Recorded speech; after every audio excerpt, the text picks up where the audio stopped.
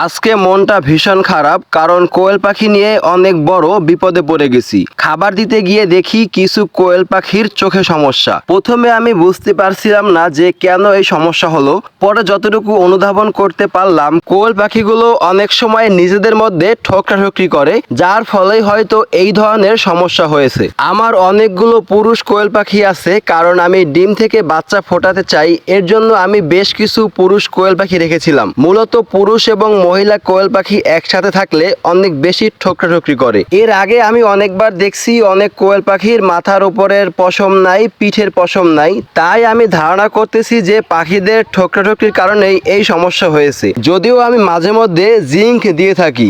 আমার ধারণা ভুলও হতে পারে। আপনারা যারা অভিজ্ঞ ব্যক্তিরা আছেন, তারা যদি আমাকে একটু পরামর্শ দিতেন যে এইরকম সমস্যা কেন হয় এবং এই সমস্যার সমাধানে আমার করণীয় কি। যে কোয়েল পাখিগুলো সমস্যা হয়েছিল আমি প্রত্যেকটা খুঁজে খুঁজে বের করে আলাদা করে রাখছিলাম, এবং ঘরোয়াভাবে তৈরি ওষুধ আমি এদের চোখে ব্যবহার করেছি। ফিটকুরি এবং লবণ পানি, এই দুইটা মিক্স করে আমি কিন্তু এদের চোখে দিয়েছি।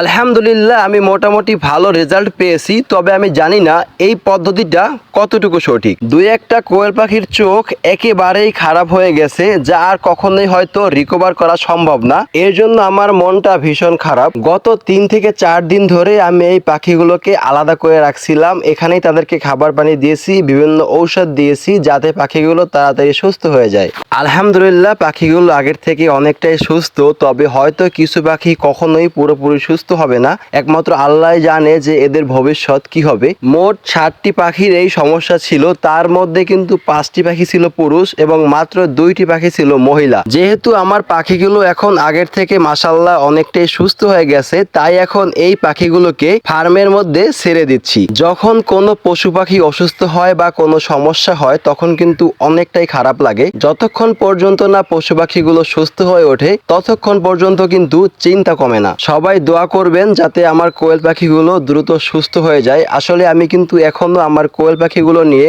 অনেকটাই টেনশনে আছি। সবাই ভালো থাকবেন, সুস্থ থাকবেন এবং আমার জন্য দোয়া রাখবেন। আল্লাহ হাফেজ।